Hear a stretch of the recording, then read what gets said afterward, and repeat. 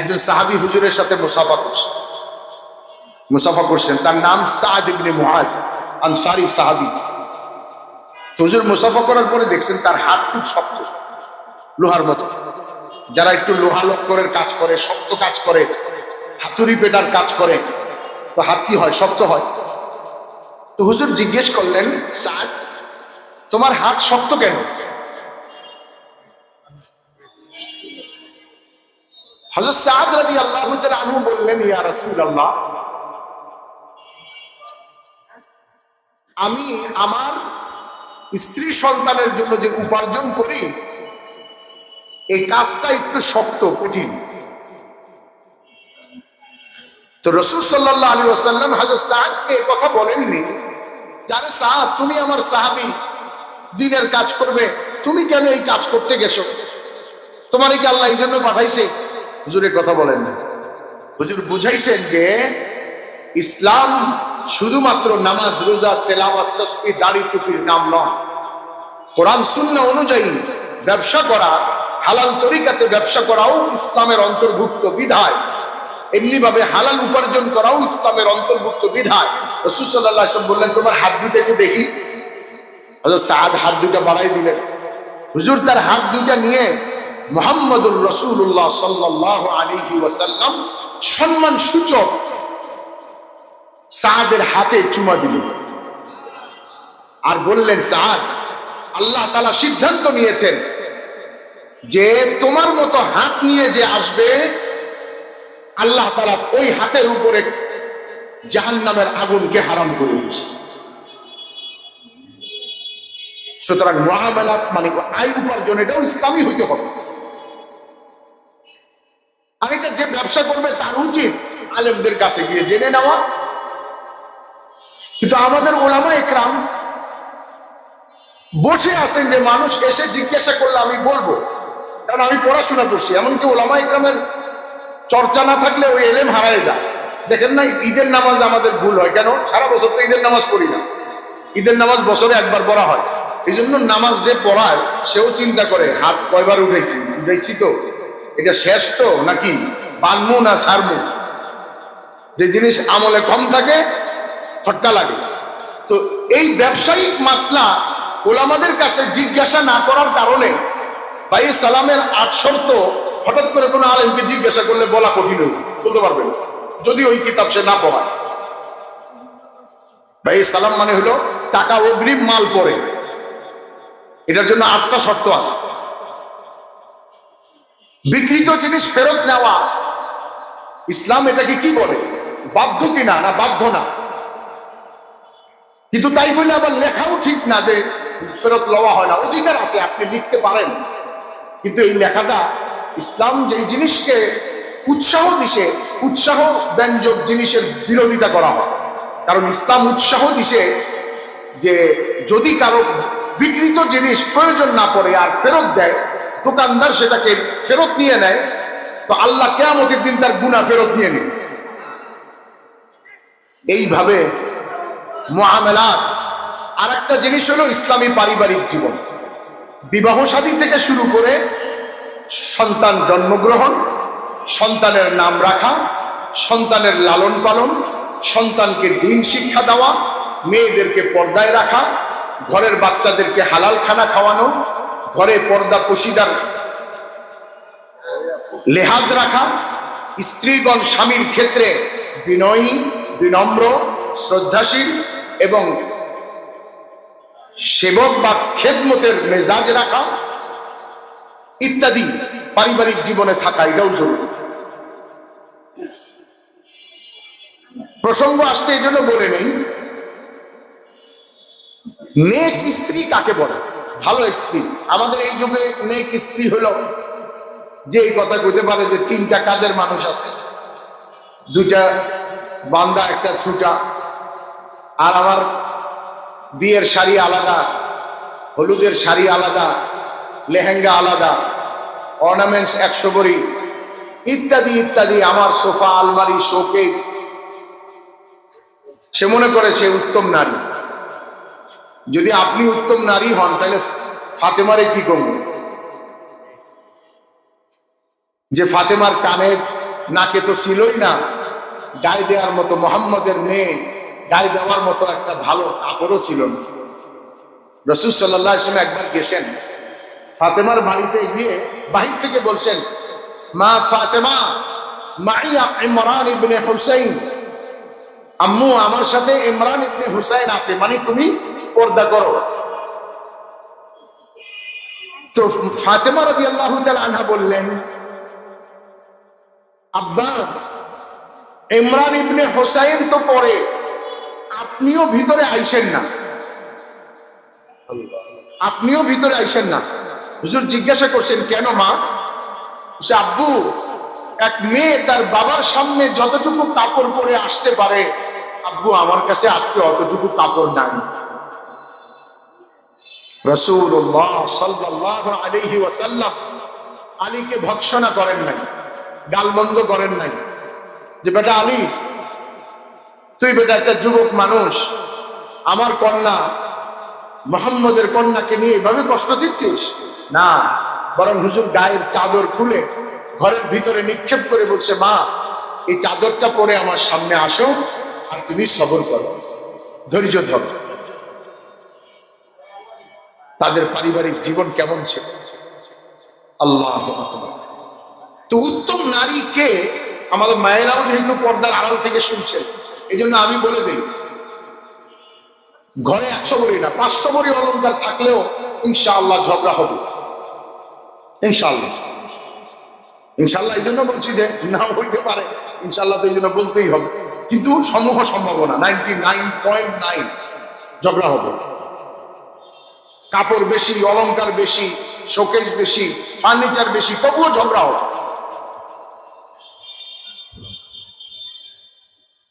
দুনিয়ার সবচেয়ে দামি, বিশ্বের সবচেয়ে দামি দামি দেশের অলংকার এবং কি বলে কসমেটিক্স, প্রসাধনী সামগ্রী আপনি ব্যবহার করেন, থাইল্যান্ডের, ব্যাংককের, দক্ষিণ কোরিয়া, তারপরেও আপনার স্বামীর চোখ অন্যদিকে চলে যাবে, লুকোচুরি করে মোবাইলে অন্যের সাথে কথা বলবে, দিল আপনার দিকে, চোখ আপনার দিকে থাকবে না যদি আপনি উত্তম নারী হতে না পারেন।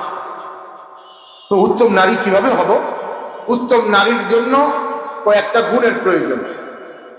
উত্তম নারী, নেক স্ত্রীর জন্য 1 নম্বর গুণ হলো তার মধ্যে হায়ার ছাপ থাকতে হবে। হায়া একটা হলো পর্দা, মানে আমি পারিভাষিক বলছি না, বুঝানোর জন্য যে একটা তো হলো হিজাব, পর্দা হলো 14 জন ছাড়া অন্য কারোর সাথে দেখা দেওয়া যায় না, এটাকে পর্দা। আর একটা হলো হায়ার ছাপ, মানে হলো লাজুক ভাব হওয়া, মেয়েদের জন্য এটা বড় গুণ। ঘরে সে যে চলতেছে, এখন কোন রুমে আসে জানি না, আর একটা আছে এখন বোঝা যায়, ঝুম ঝুম ঠক ঠক, ধুম ধুম। এই মুহূর্তে স্বামী ড্রয়িং রুমে বসে বসে বলতে পারে, বেগম সাহেবা বর্তমানে কিচেনে অবস্থান করিতেছেন, বর্তমানে কিচেন হইতে এই মাত্র তিনি বেডরুমে অনুপ্রবেশ করিলেন। কারণ তার পদার্পণ, তার ঠক ঠক ঝংঝং, তার দাপট আর তার অহংকার আর তার চলা আর গলা দিয়ে বুঝা যায়। এটা ইসলাম পছন্দ করে না।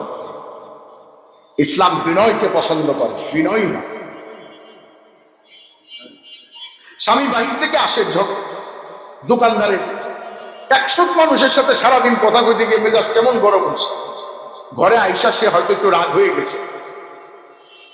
এখন যদি আপনি উত্তম নারী হন, তাহলে আপনি তো আপনার আঁচলটা দিয়ে যদি তার কপালের ঘামটা মুছে দেন, যদি কপালে ঘাম নাও থাকে তবুও আপনার আঁচলটা দিয়ে তার কপালে একটু ছোঁয়ায় দেখেন, আর ওই সারাদিনের গরম মাথা ফ্রিজের মতো ঠান্ডা হয়ে যাবে। কিন্তু আপনি যদি কেরোসিন নিয়ে বসে থাকেন, যে আসার পরে গরম যখন হইব তখন আমি পেট্রোল ঢেলে দিব, তাইলে তো আগুন লাগবেই ঘরে। এই জন্য আপনি ঘরে আসলে শান্ত থাকেন, এটা নেক স্ত্রীর জন্য একটা গুণ। এক বুজুর্গের কাছে এক লোক গেছে, এক মহিলা গেছে, পর্দার আড়াল থেকে, হুজুর আমার স্বামীর সাথে খালি ঝগড়া লাগে, ঘরে আসলেই সারাদিন পরে ব্যবসার থেকে আসে, চাকরির থেকে আসে, আসলেই পরে ঝগড়া শুরু হয়, আমার কোনো তাবিজ। হুজুর পানি ভরা দিছে, বলছে এইটা তোমার স্বামী আসলে পরে যখনই কলিং বেল টিপ দিবে তুমি এই পানিটা মুখে নিবা, আর 10 মিনিট গিলবাও না, ফালাইবাও না, মুখে রাখবা, আর স্বামী আসলে তার কাজ কাম করে দিতে থাকবা।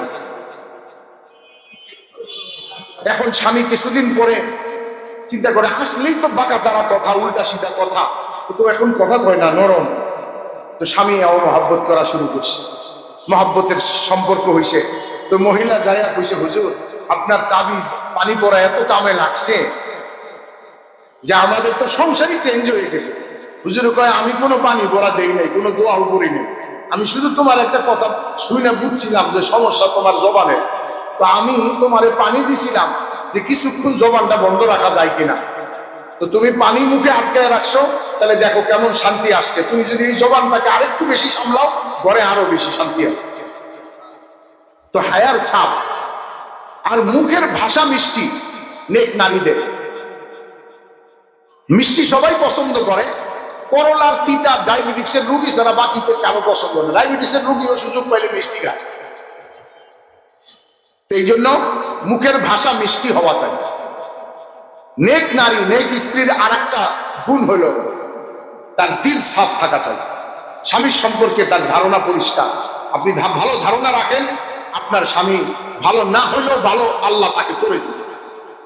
ননদ, শাশুড়ি, শাশুড়ি স্বামীর সাথে কথা বলতেছে, কান পাইতেন না, কি বলে আমিও শুনি না, আপনি ভালো ধারণা করেন নিশ্চয়ই আমার শাশুড়ি মা তার ছেলেকে কোন উত্তম উপদেশ দিতেছে।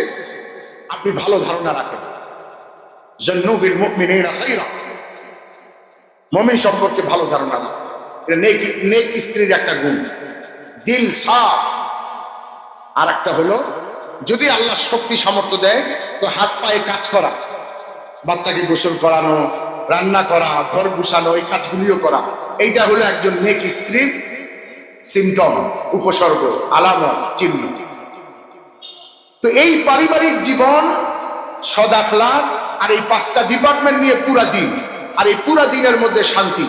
এখন এই পুরা দিন জীবনে কিভাবে আসবে, এই জন্য মুহাম্মদ সাল্লাল্লাহু আলাইহি ওয়াসাল্লাম আমাদের কাছে যে কাজগুলি রেখে গেছেন, আমার পূর্বে হযরত মাওলানা জসিমউদ্দিন সাহেব দামাত বারাকাতুহু ওই আয়াতটা তেলাওয়াত করছেন। ওইটা হলো আমাদের এই গোটা দিন জীবনে আনার প্রক্রিয়া। ইউআল্লিমুহুমুল কিতাব ওয়াল হিকমা ওয়া ইউযাক্কিহিম, কিতাব ও হিকমা, প্রজ্ঞার এলেম এবং তাজকিয়ায়ে নফস। আর একটা হলো নবীর বিআসাত, অর্থাৎ নবীর দ্বীনকে অন্যের কাছে পৌঁছে দেওয়া। এই সবগুলোই দ্বীন প্রতিষ্ঠার মাধ্যম। হাসপাতালে একজন রোগী, একদিকে পা ভাঙছে, একদিকে পেটে পাথর হয়েছে, অপারেশন, ব্রেনে তার স্ট্রোক করছে, আর একদিকে তার প্রস্রাব বন্ধ হয়ে গেছে। তো এখন এই ডাক্তারের চিকিৎসা মেডিকেলে পৃথক পৃথক ডাক্তারে করে।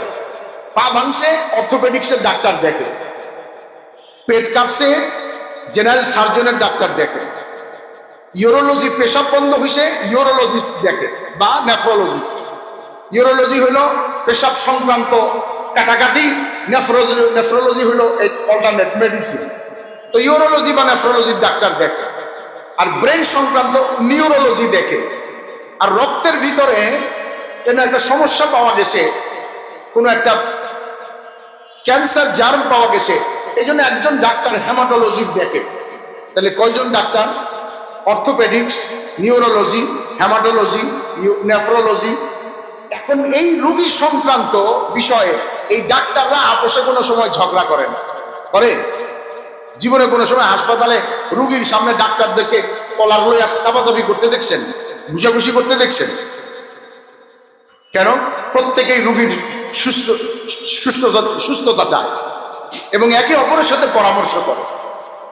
আমাদের উপমহাদেশে বিশেষ করে আর সারা বিশ্বে দাওয়াত ও তাবলীগের মেহনত, মাদ্রাসার মেহনত, খানকার মেহনত, মক্তবের মেহনত, হেফজখানার মেহনত, কিতাবখানার মেহনত, দারুল ইফতার মেহনত, এরা প্রত্যেকেই ডাক্তার ছিল উম্মতের অসুস্থ, দুর্বল ঈমান এর অসুস্থ উম্মতদেরকে সুস্থ করার ব্যাপারে এরা সকলে সম্মিলিতভাবে দীর্ঘদিন 100 বছর যাবৎ চেষ্টা করে আসতেছে।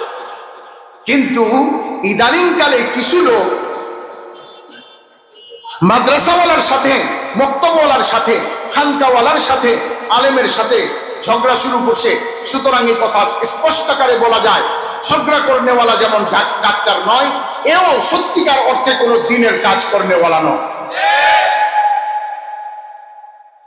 আরে ইসলাম এত সুন্দর, একটা ছুরি, এই ছুরিটা এই দিকে ধারালো আর এই দিকে বাঁক বুঝেন তো, ধরে যেটা ধরনি। এখন আমার কাছে মওলানা সাইফুল্লাহ সাহেব বলছে, ছুরিটা একটু দেন, ফল কাটবো। আমি বাঁকটা এইভাবে ধরে এইভাবে যদি দেই, দিতে পারি, জায়েজ আছে। কিন্তু ওই যে আপনারা দূরে দাঁড়ায় আছেন, আপনারা হয়তো শুনেন নাই যে মওলানা ফল কাটার জন্য ছুরি চাইছে। কিন্তু আপনারা ওইখান থেকে কি দেখতেছেন যে ইনি এনার দিকে ছুরি কাট করছে। এই যে সন্দেহটা হতে পারে, এইটার জন্য ইসলাম বলছে দেওয়ার সময় ধারালো দিকটা নিজের দিকে রাইখা বাঁকটা তার দিকে দাও। তাহলে কি হবে, দূর থেকে দেখলে বুঝবে যে না, ভাই ভাইয়ের দিকে অস্ত্র তাক করে না। এইটা হলো মুহাম্মদ সাল্লাল্লাহু আলাইহি ওয়াসাল্লামের শিক্ষা।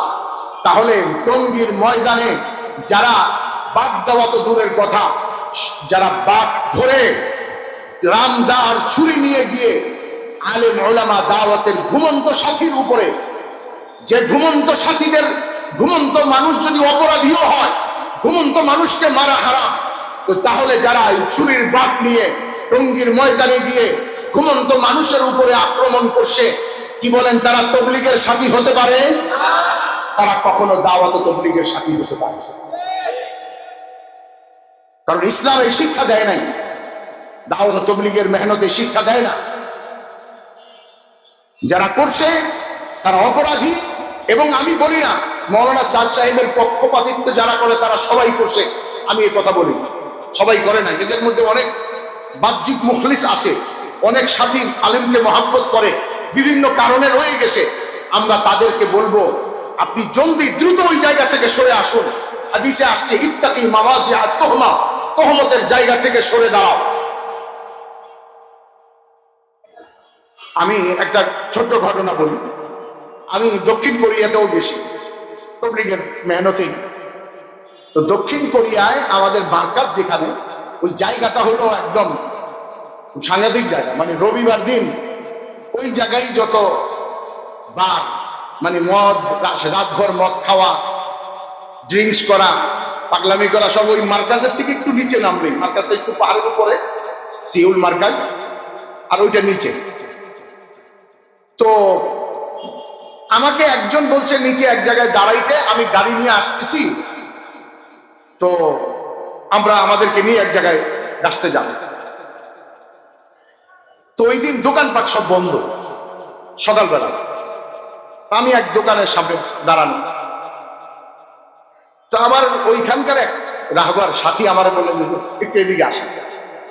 ডাইকা নিয়ে আরেক পাশে দাঁড় করায় বললেন যে ওইটা দোকানটা ভালো না, বা মদের দোকান।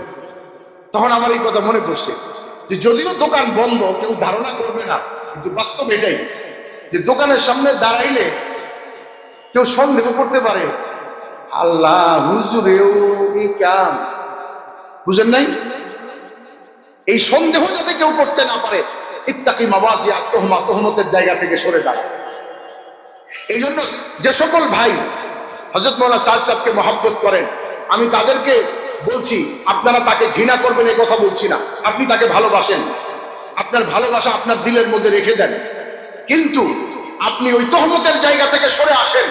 তার কারণ আপনি করেন নাই, কিন্তু আপনার যাদের আপনি পক্ষপাতিত্ব করছেন তাদের মধ্য থেকে কেউ কেউ যেহেতু এই জঘন্যতম কাজ করছে, আপনি কাল কিয়ামতের দিন আল্লাহর সঙ্গীন আদালতে অপরাধী হিসেবে সাব্যস্ত না হয়ে যান, এই কথা না হয়ে যায় যে তুমি করো নাই, কিন্তু তুমি তাদের কাতারে ছিলা যারা আমার এলেম বহনকারী, আমার কোরআন সিনায় ধারণকারী, রাতের বেলা যারা টঙ্গীর ময়দানে ছিল, তাদের উপরে হিংস্র জানোয়ারের মতো যারা আক্রমণ করেছে, তুমি তাদের সাথে ছিলে বিধায় আমি তোমাকেও আজকে ছাড়বো না।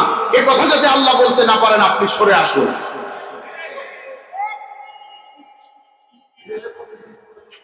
আলহামদুলিল্লাহ, সুম্মা আলহামদুলিল্লাহ। আমাদের আগামী শুক্রবার থেকে 31-1-2 এবং 3-4-5 দুইটা ইজতেমাই আমাদের কিছু ভাই ওই যে রক্তে শহীদ হয়েছে, শহীদ হয়ে জান্নাতে চলে গেছে, কিন্তু উপহার দিয়ে গেছে আমাদেরকে যে কথা আমরা প্রশাসনকে হয়তোবা বুঝাতে সক্ষম হচ্ছিলাম না, তো আমাদের ভাইরা তাদের সিনার রক্ত গলার রক্ত দিয়ে বুঝাই গেছে যে কাজ কোনটা হক। বিধায় প্রশাসন আলহামদুলিল্লাহ আমাদের শুরাই নিজামকে 2টি ইজতেমা দিয়েছেন।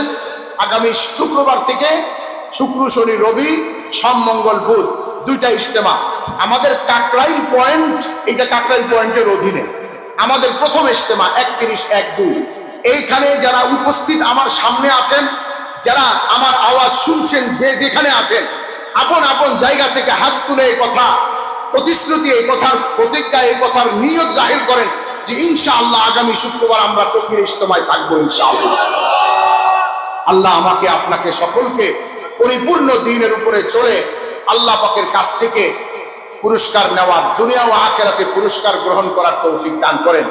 পুরস্কারটা বলা হয় নাই, এটা আর এক সময় বলবো, আজকে শুধু এতটুকু বলি, দুনিয়ায় পুরস্কার হলো শান্তিময় জীবন, আখিরাতে পুরস্কার হলো জাহান্নাম থেকে মুক্তি, অনন্তকালের জন্য জান্নাত।